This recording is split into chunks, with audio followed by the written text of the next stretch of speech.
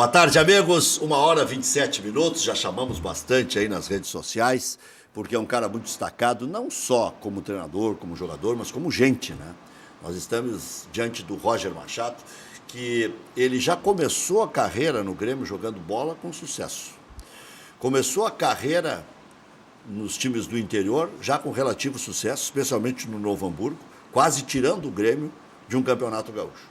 Depois treinou o Grêmio, ditando uma maneira de jogar que o Grêmio nunca tinha feito, nunca tinha praticado, nem na época dele jogando futebol, né? Mostrando um grau de exigência diferente, uma adaptação ao tempo, ao que tinha em casa e a maneira de executar as coisas e o estudo que fez, porque também ninguém tira só da cachola, diz, não, vou estudar, vou me preparar e tal. Então, quando eu falo que é um sujeito diferente, diferenciado, e quem me acompanha em rádio e televisão sabe que eu não estou aqui tergiversando, ou enfeitando o Roger, ou puxando o saco do Roger, porque é nosso convidado especial e aceitou vir aqui, mesmo tendo compromissos outros e tal, e está dosando, um pouco vai aqui, outro pouco vai ali, todo mundo puxa de um lado, puxa do outro, e vem, eu sou o mais bonito, eu sou o mais querido, sou mais teu amigo. Então, o Roger está atendendo todas as reivindicações na medida do possível. Então, não se trata de puxa-saquismo nem nada, só estou dando fé do que eu falo quando o Roger não está presente. Então, não estou fazendo nenhuma força para falar quando ele está presente. O Roger, eu já cheguei a dizer que pode ser o futuro técnico da seleção, não sei quanto tempo o Tite vai ficar lá, não sei quanto os outros vão evoluir, vão confirmar e tal, mas eu estou dizendo pelo perfil, pela maneira de conduzir as coisas e tudo mais. Quando disseram que o Roger não deu certo no Atlético Mineiro, disse, engraçado, foi o melhor na fase classificatória da Taça Libertadores da América, estava vivo ainda para tirar o Botafogo da competição e ganhou o Campeonato Mineiro em cima do grande Mano Menezes. E o grande Menezes é outro técnico que eu tenho muito respeito, organiza bem o time, faz primeiro a parte defensiva, depois a parte ofensiva e tal, mas é um cara que tem metodologia de trabalho. No Palmeiras, também a mesma coisa. Lhe tiraram um título, porque o título que o Corinthians ganhou em cima do Palmeiras, a gente pode ficar debatendo bastante vezes aqui, né? Toda a celeuma que já se debateu, já se disse e tudo mais. E, de novo, foi o melhor entre todos na fase de classificação, que dá até uma certa vantagem para o time do Filipão se chegar à fase final. Mas eu vou deixar o convidado falar. Eu só queria fazer essa introdução a bem da justiça. Boa tarde, Roger. Muito obrigado pelo carinho e pela visita. Boa tarde, Rec. Maurício. Boa tarde, Maurício. Chegou a pegar o Maurício como... O Maurício chegou a fazer setor na época? Sim, fez um pouquinho com menos de bochecha. Sim, mas você quer saber que ele ganha muito dinheiro. Não, isso aí, Roger, a TV engorda 5 quilos, sim, entendeu? não, me disseram que Não, mas ele não está olhando ao vivo, ele não está olhando em casa. Na TV, entendeu? É um prazer, é sempre um prazer vir aqui. Parece que nós combinamos não o discurso, mas a linha de raciocínio que eu também tenho relacionado a esse assunto, né? Quando falam do fracasso ou do insucesso nas empreitadas que eu tive, eu sempre digo que eu não vejo problema em assumir um insucesso ou um fracasso, né? Mas que permitam que vá até o final e, de fato, né, tu não tenha a oportunidade de conquistar, né? Eu te mencionei aqui que esse ano foi Esse ano é o ano que mais treinadores saíram até esse momento. Ontem acabou de sair o 20º, né, que foi o Loss. Antes de ontem, né? Ontem, né?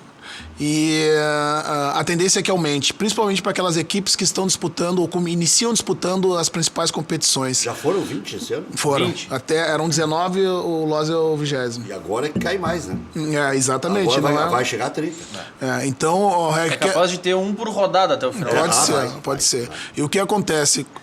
Com a diluição da Copa do Brasil, principalmente da Libertadores, sabendo o campeão só no final de novembro, início de dezembro, né, aquelas competições que tu podia vencer e ganhar uma gordura, né, para chegar até o final, elas não existem mais.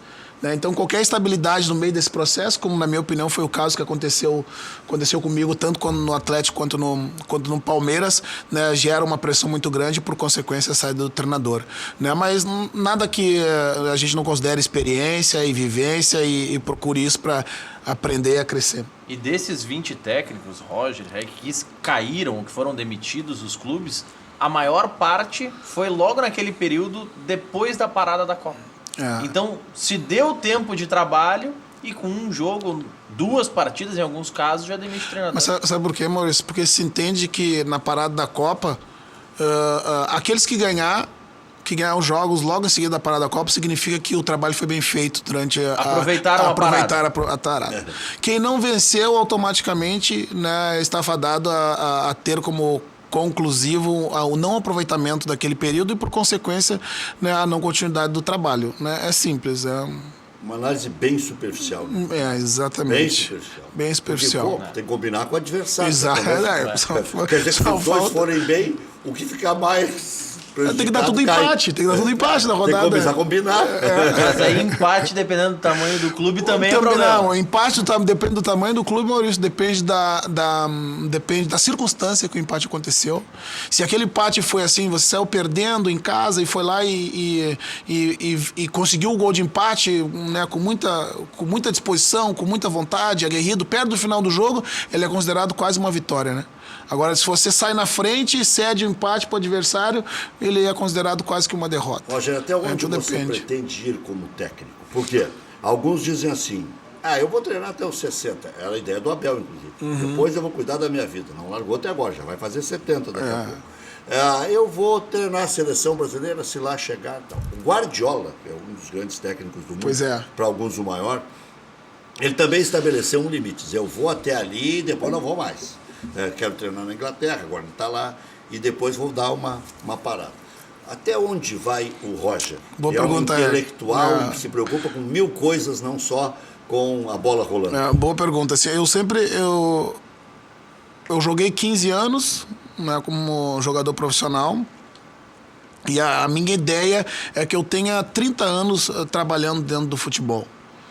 Hoje eu tenho 43 e exatamente daqui a 7 anos vai fechar redondo 30 anos como... Quer dizer que tu vai largar a agonia, assim? Como treinador de futebol, outros 15 entre auxiliar e treinador.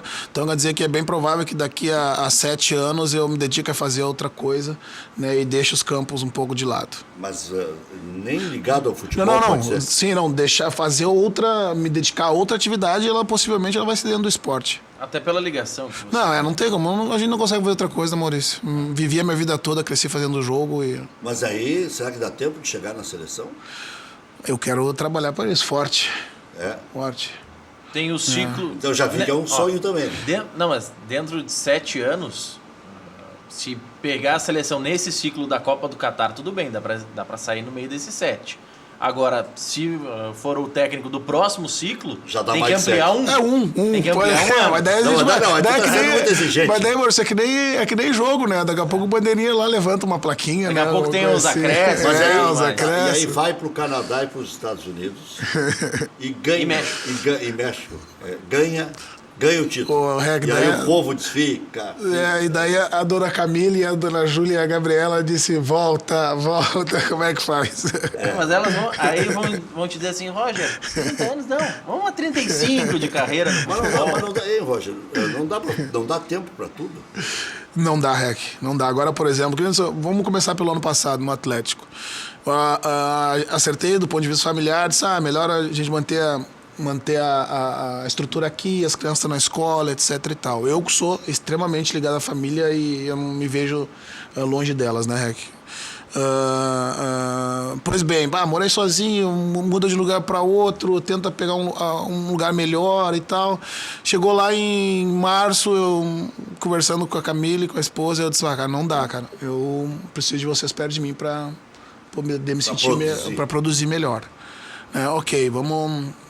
acertou e tá, beleza. Vamos esperar o regional, né? Porque a estabilidade a gente não sabe o que vai acontecer. Ganhando o regional, a gente bate martelo, porque daí tu ganhou uma gordurinha até o final do ano, se imagina, né? Daí vencemos o regional, disse, ok, vamos mudar de casa, aluga uma casa maior, troca as crianças da escola, gera toda aquela mudança. 4 meses depois... eu saí do Atlético nas circunstâncias já conhecidas. E esse ano a gente todos, não, em nenhum momento vou tirá-las daqui. E a partir de agora a tendência é que seja dessa forma. São Paulo é aí do lado. Eu já cheguei a pegar voo depois de treino à noitinha para dormir em casa, né, e voltar no outro dia. Beleza. Minas Gerais eu perdia quase que o dia inteiro viajando, né, e elas iam no final de semana, mas... Chegou a fazer isso, é? Sai do treino, bate a saudade... Pega, vai para o aeroporto, não olha nem o valor da passagem. Bota o treino um pouquinho mais cedo. E volta num pulo. Esse é uma família mesmo.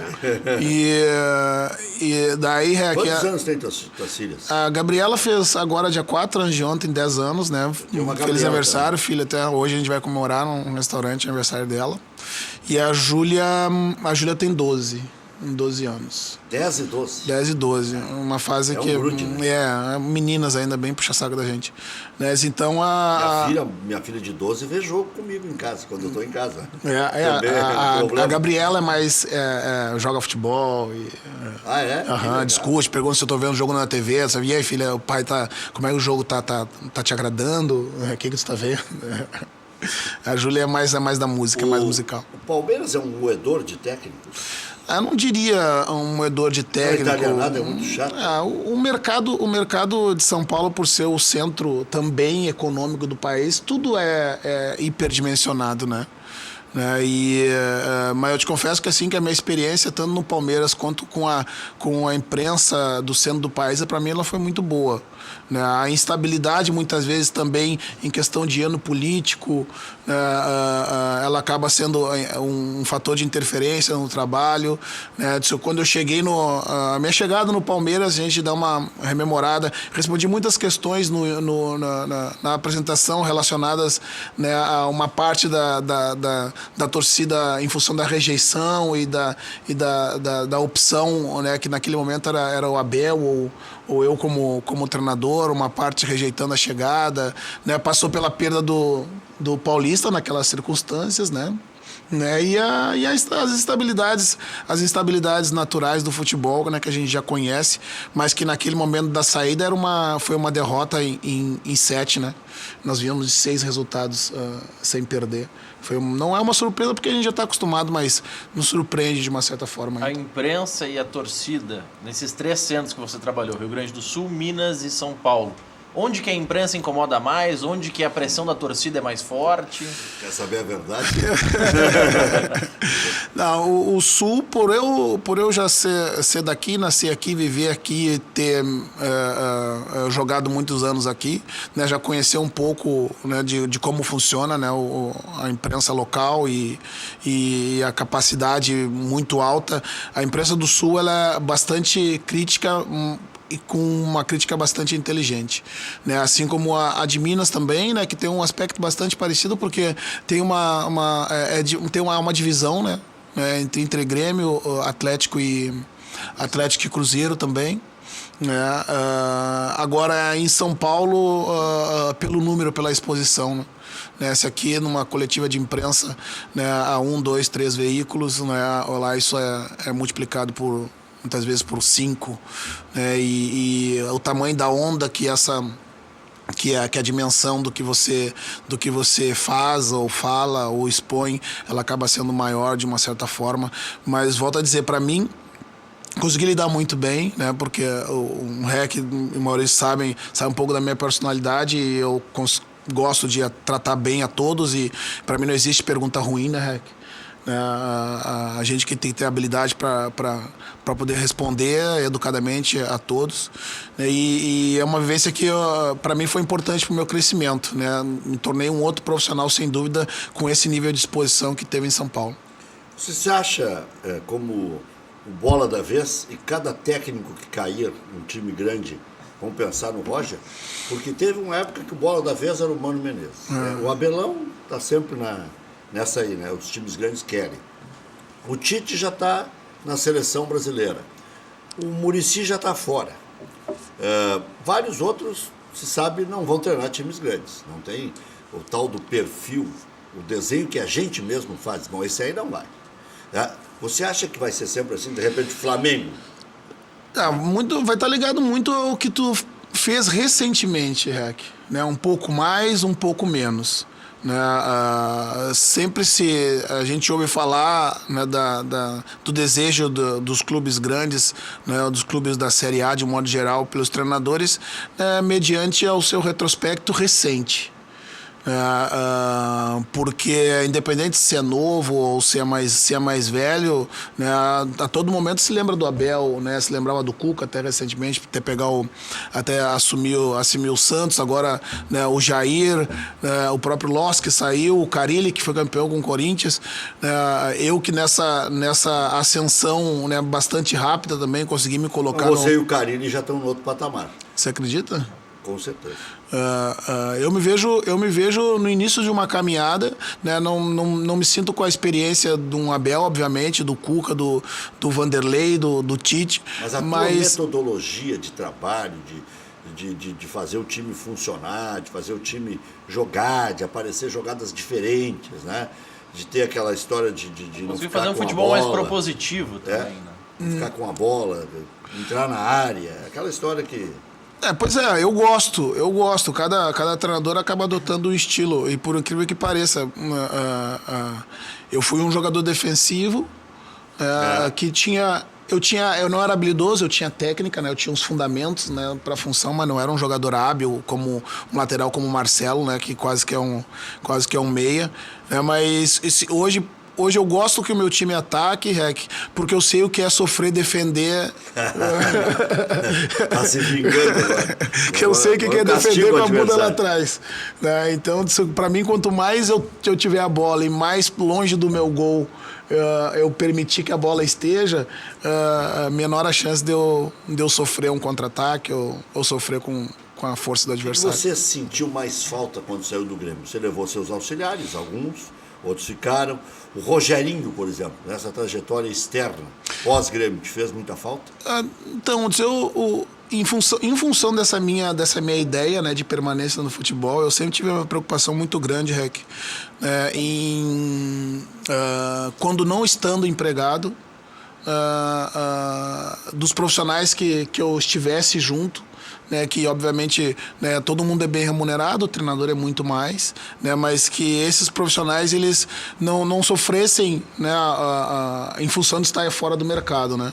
Quando eu cheguei no Grêmio, eu cheguei só com o Roberto, né, que havia sido meu auxiliar no Novo Hamburgo, que segue até hoje, né. O Rogerinho já encontrei ali, mas trabalhei junto com o Rogério, né, já conhecia o Rogerão, treinador de goleiros também, né, o Rafa, fisiologista, né, os fisioterapeutas, todo o grupo de trabalho foi facilitado em função do conhecimento. Alguns dizem que você passou a metodologia para o Rogerinho e que às vezes ele até já meio que abria os trabalhos assim, já porque você passou a coisa ajustada para ele.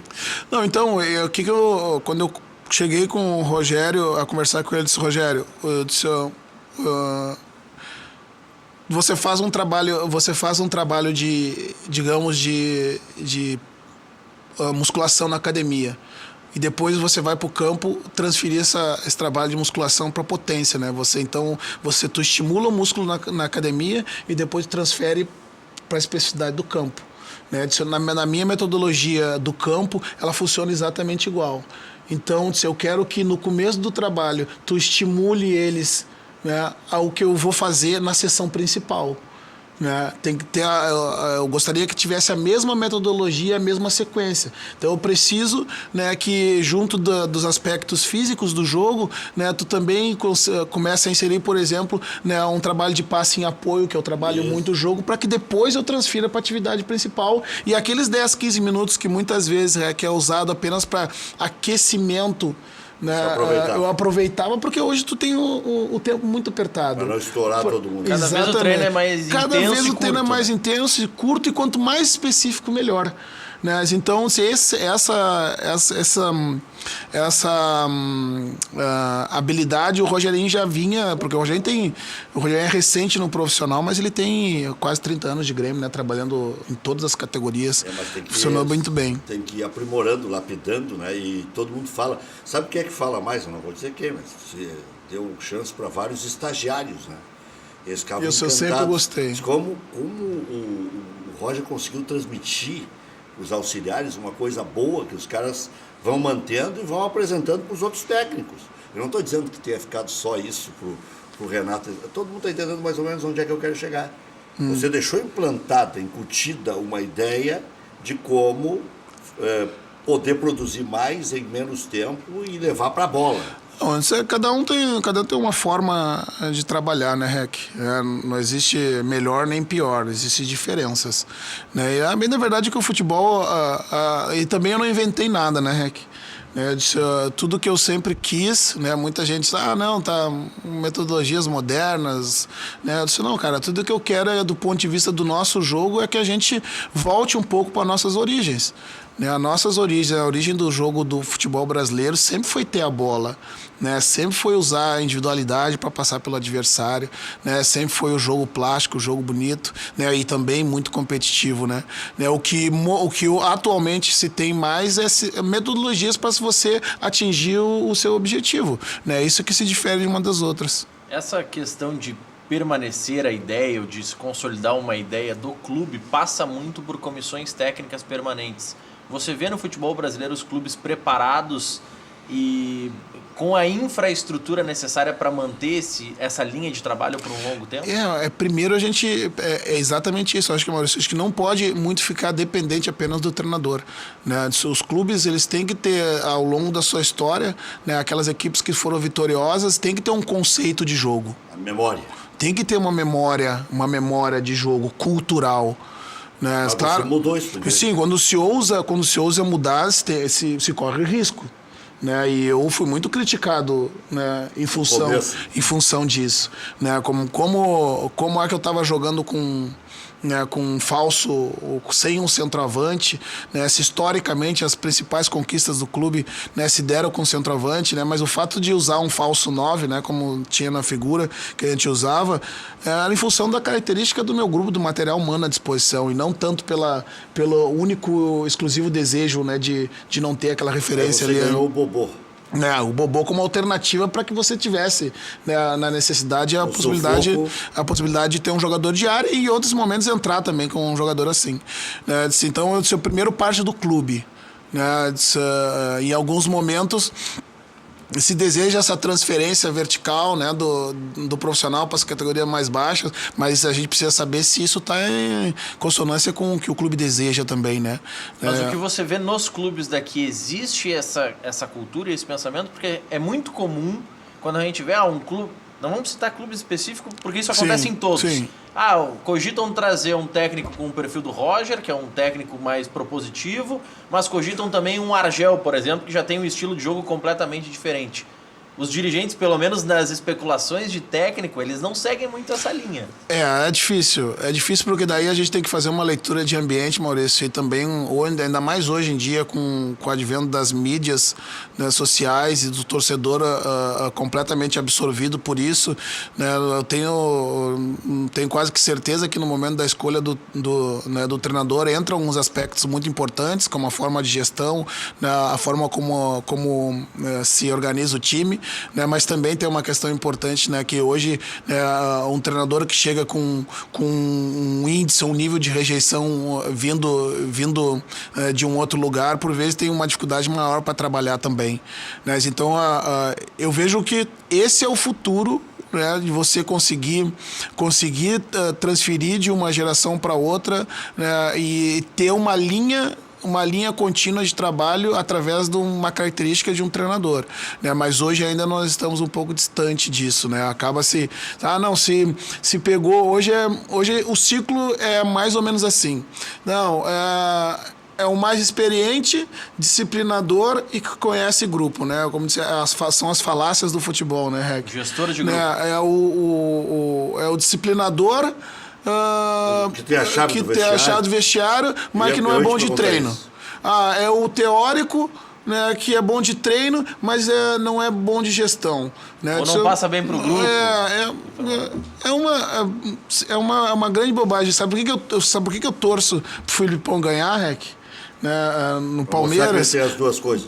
Para provar que aqueles que tentaram acabar com a carreira dele depois de 2014 estão completamente errados, né? Porque nem eles, os treinadores mais velhos, né, da antiga geração, não tem mais treinamento, não entende mais do jogo, não entende de estratégia, né? E nem tampouco nós dessa nova geração, né, que muitas vezes me chamam de teórico, e a minha prática foi mais de 20 anos no campo, que nós não entendemos de gestão ou temos dificuldade para gerir grupo, porque estão absorvidos pela literatura vinda lá de fora. Né? Bom, eu vou deixar duas perguntas pro Roger. Primeiro, vai treinar na sequência antes o Grêmio ou o Inter? É complicado. Não, mas estou dizendo na sequência, estou dizendo ao longo da vida. Não precisa ser o ano que vem, daqui 2 anos. E bateu na trave treinar o Internacional? Já voltamos.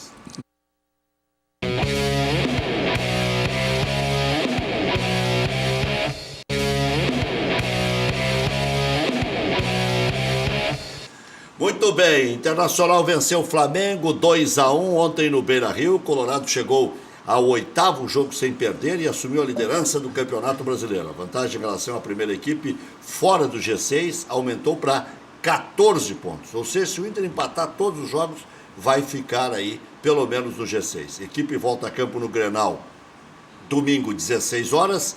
Iago levou o amarelo, terceiro, e será o único desfalque para o Clássico. Ou joga Fabiano na direita com Zeca na esquerda, ou entra direto o Wendel na lateral esquerda. No Grêmio, Tricolor enfrenta o Santos, hoje às 19 horas no Pacaembu.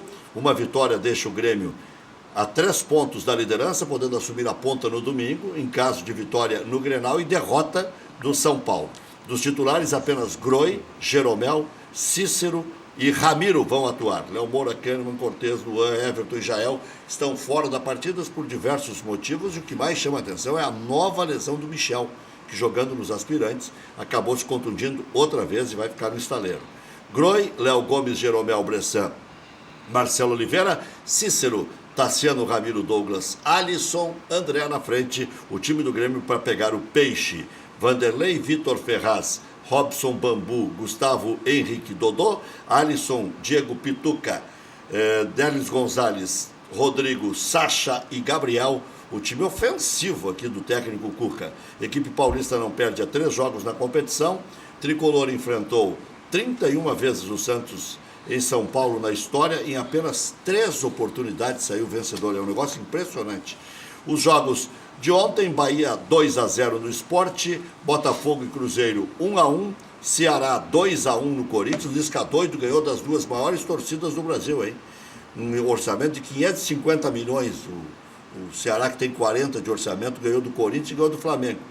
De doido não tem nada. Palmeiras 2-0 no Atlético Paranaense, freando um pouco a equipe do Paraná. Paraná e Chapecoense, Paraná praticamente rebaixado, 1-1, Chapecoense numa dificuldade enorme.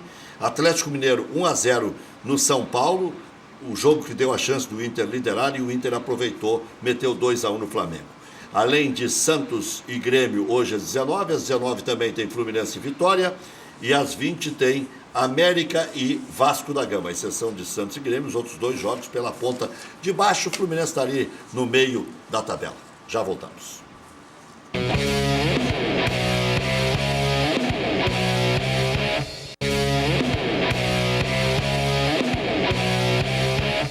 Madelomba e Construlomba, casas e construção, casas de alvenaria, casas de madeira financiadas pelo Minha Casa Minha Vida ou financiamento direto. Você que está com muito, Roger, olha aqui, ó. Constroem casas em toda a região metropolitana e também no litoral. Madelomba e Construlomba, maior qualidade, melhores condições, uma casa mais bonita que a outra. Para maiores informações, 3596-1048, e todas elas com muita qualidade.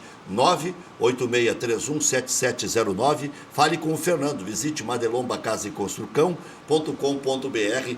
Casas espetaculares aí para você já sair morando, e cabe no seu bolso. Financiamento rápido, direto, ou então encaminhando para o Minha Casa Minha Vida. Padaria Laúde, faça seu encontro de negócios ou confraternização na Padaria Laúde. Espaço para reuniões com até 20 pessoas. Confira também vasta linha de produtos com receitas exclusivas. Padaria Laúde, Assis Brasil 641.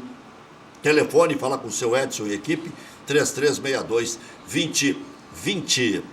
Hotel Embaixador, o mais tradicional de Porto Alegre. Reservas 3215-6600, e-mail reservas@embaixador.com.br. Você diz que assistiu aqui na Ubra TV esse anúncio e ganha 10% extra de desconto. Marque sua convenção para o Embaixador. Dog do Éder, o melhor cachorro quente da região. O sabor da vida depende de quem tempera. Bem ali, na Coronel Bordini, esquina com a 24 de outubro, em Porto Alegre. Próximo aos Correios. Bateu aquela fome? Procure o Dog do Éder. Ao dizer que viu esse anúncio no preliminar, você tem ainda uma promoção especial. FAC, materiais de construção. Sua reforma do alicerce ao telhado. Ligue 3466-6133, fache.com.br. Preliminar, a imagem do futebol. Vai treinar na sequência antes o Grêmio ou o Inter? E o Inter bateu na trave ou não? Pode, eu achei que ia escapar. Eu achei que estava acabando o programa. Sabe, que ao futuro a Deus pertence, né? Não bateu na trave o Inter, né? Quando eu saí do Atlético, né, eu me recordo que em algumas pesquisas direcionadas a torcedor, né, era bem aceito a minha contratação naquele momento pelo clube. Eu fiquei muito feliz porque... Eu mesmo te passei alguns números, né? Foi você mesmo, é isso mesmo. Te passei alguns números, olha aí. É isso mesmo. Eu até achei que ia ser, por isso que eu disse, esse homem vai ter que dar uma resposta. Não aconteceu, né? Não bateu na trave, não. Mas como eu disse, o futuro a Deus pertence. Você falou com o Roberto Melo ou não falou? Não falei. Mas com o intermediário falou. Não falei, não, Rec. E a minha formação é para estar apto a estar pronto para grandes desafios. Roger, a gente estava falando dos rótulos que dão muito aos técnicos, o técnico que comanda melhor o vestiário, o técnico que cuida mais de tática. Para você, dessas valências ou desses rótulos, qual que é o fator mais importante que um técnico precisa ter? Ele precisa ser melhor de vestiário, melhor de tática, melhor de estratégia. E qual dessas valências você acha que você ainda tem a melhorar? A gente sempre melhora em todos os aspectos, né, Maurício? Eu digo, para mim, assim, um treinador de alto nível, ele tem algumas características importantes. Obviamente que saber organizar e treinar um time está entre as principais.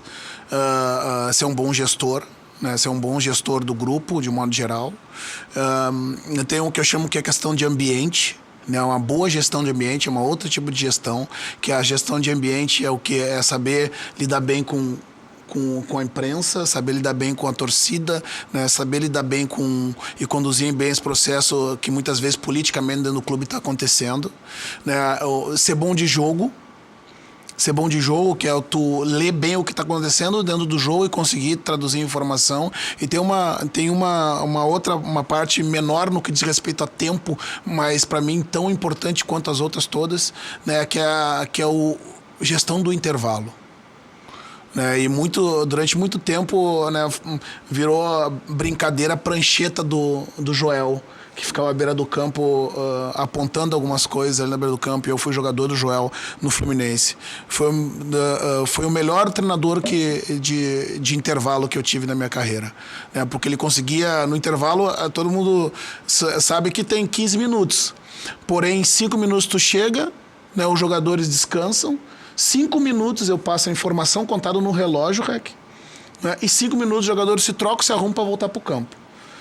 E o Joel conseguia sintetizar tudo isso, né, no intervalo e transformar a informação e fazer a gente voltar municiado de um gama de importante informação para o segundo tempo. Em inglês ou em português ele fala? Em português, obviamente. Então, aí nós falamos de 5, acho, né?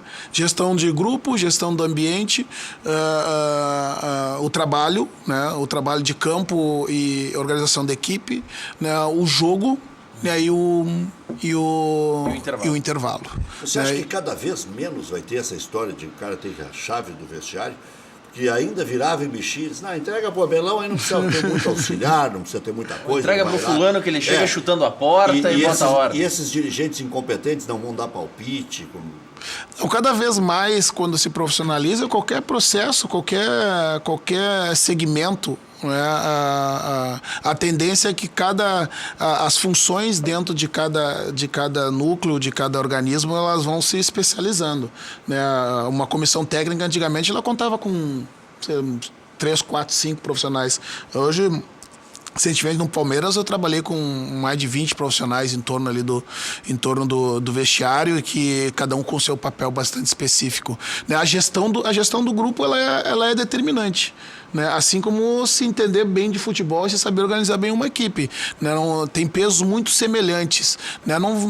Quem conseguir gerir bem um vestiário, né, obviamente vai conseguir transmitir melhor essa informação, mas se dentro desse processo não tiver um conhecimento do que está sendo passado dentro do campo, ou que é informado para o atleta e treinado, né, nada adianta você ter a gestão do campo se o time dentro do campo estiver desorganizado. O Edu Tassiano deu uma declaração ontem, pisando na bola, né? Diz que com o Filipão tem mais proteção para a zaga.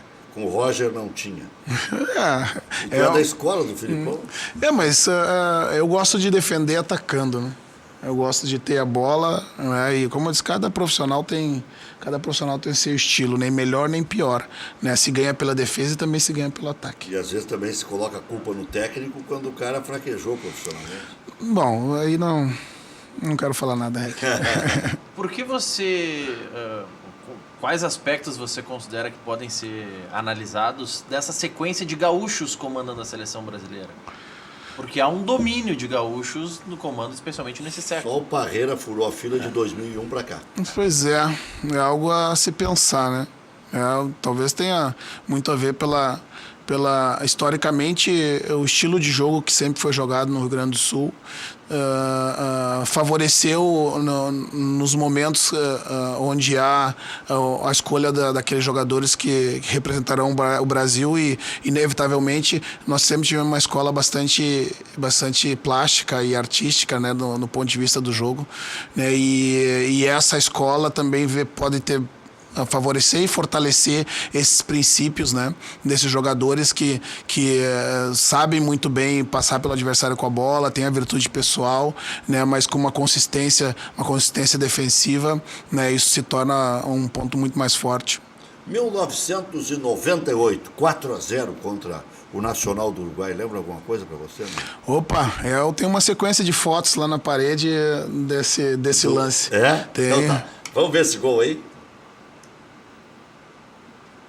Falando aí, Roger. Eu dei uma caneta, o goiano, fiz 2 com o goiano, driblei e finalizei a parte externa do pé. Que categoria, hein? Pois é. Parecia o Everton fazendo gol. Eu me assustei com aquele gol até. Não, bem trabalhada a jogada. Tocou no meio das canetas. Aí, teve uma habilidade ímpar ali. Esse jogo foi um jogo adiado de véspera, né, em função da chuva, era para ser à noite, e ele aconteceu no outro dia a Libertadores da América. Libertadores de 98. Essa foi que vocês ganharam do América do México, lá na Cidade do México, com um gol do Beto. Lazzaroni era o técnico.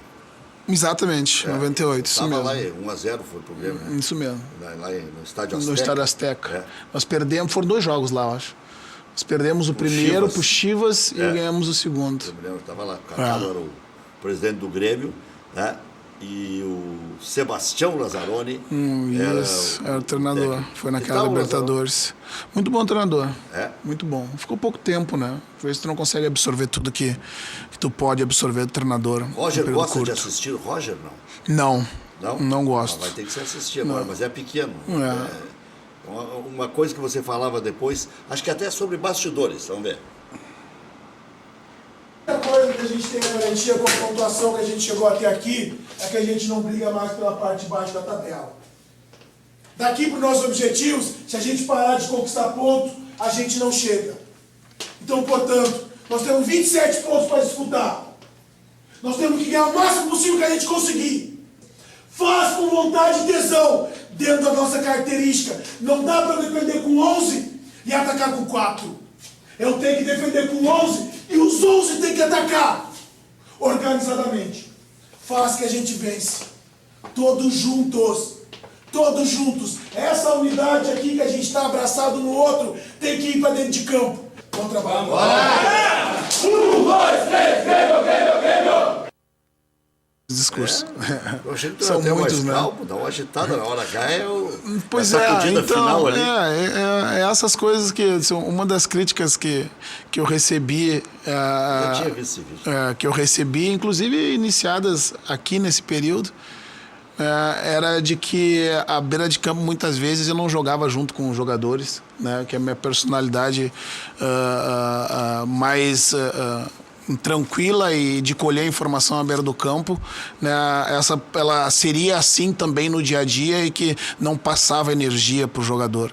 Né, eu vivi dentro do campo 20 anos, quase 20 anos, e sempre fui um cara tranquilo, mas a energia do meu jogo sempre teve muito presente. E ela se transfere para os atletas, né, dentro de campo e nesses momentos, assim, nos treinos. Né.